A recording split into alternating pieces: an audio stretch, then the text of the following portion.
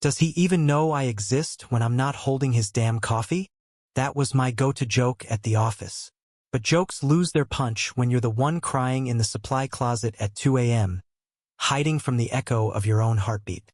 It started 2 years ago when I walked into his pristine Manhattan office, resume trembling in my hand and hope clinging to my chest like a second skin. Gabriel Hart, CEO of Heart and Veil, a man carved from marble and forged in fire. The moment he looked up from his desk, the temperature in the room dropped 10 degrees and my soul probably froze with it. But I got the job. Assistant, secretary, shadow. He never smiled, never said, "Thank you." But every time I handed him a report, his fingers brushed mine like it was accidental. Every time I passed him in the hall, his gaze lingered a beat too long. It meant nothing. I told myself that 1,000 times. Until the night everything changed.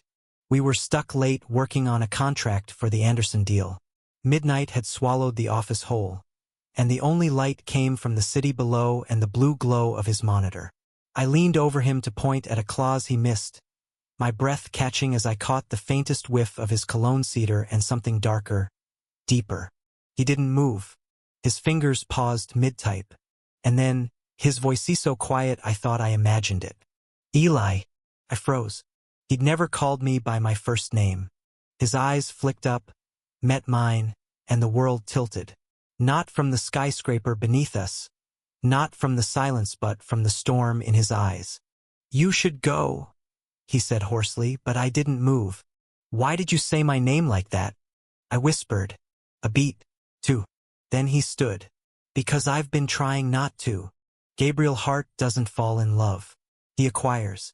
He dominates boardrooms and people alike, and feelings have no place in his empire. So imagine the horror when I realized I was falling for him. But it wasn't just me.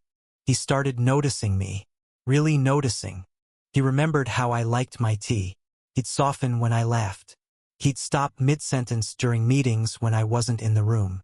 And once, just once, he stood outside the elevator, waited for me, and didn't say a word. We were dancing around a fire, pretending it wasn't burning us. Then came the gala. I was there as his assistant, of course. Bow tie too tight, smile too polished. I watched him charm billionaires, shake hands with senators, and every time his gaze found me in the crowd, my knees went weak. But then he disappeared. I found him alone on the rooftop, nursing a glass of whiskey and a look that didn't belong to a man in control. "I can't keep pretending," he said. I thought he was talking about the company, stress, mergers. He turned to me. "I hear your name when I close my eyes." I wanted to laugh, cry, run. I did none of those things. Instead, I stepped toward him, reached out, and for the first time in 2 years, I touched him not as his assistant but as the man who loved him. He leaned into my hand like it was the only thing holding him together. "You'll ruin me," he whispered. "Maybe I'll rebuild you instead," I said. And then he kissed me, slowly, desperately, like he'd been holding his breath for years and I was air. But love with Gabriel was never going to be easy. The next morning he went cold, colder than usual, avoided me, barked orders, left me off emails.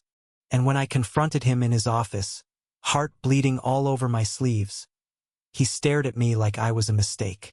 "This can't happen," he said. "You work for me. That never stopped you before." I was wrong.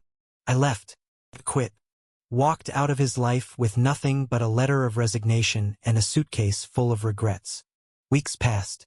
I got a job at a small nonprofit in Brooklyn. Less money, more purpose.